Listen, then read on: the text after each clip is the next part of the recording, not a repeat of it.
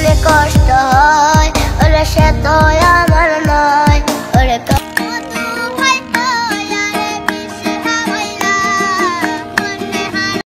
Hello বন্ধুরা, আশা করছি সকলে ভালো আছেন।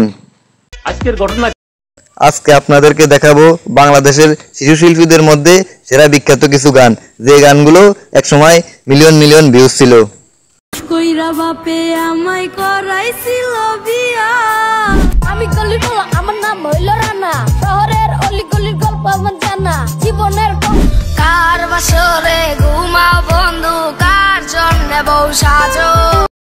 তো আজকের মূল বিষয় হচ্ছে এই সমস্ত শিশু শিল্পীরা কিভাবে বাংলা চলচ্চিত্র থেকে হারিয়ে গেল এবং তাদের কোন কোন অবস্থান আজকের ভিডিওতে আপনাদেরকে জানাবো।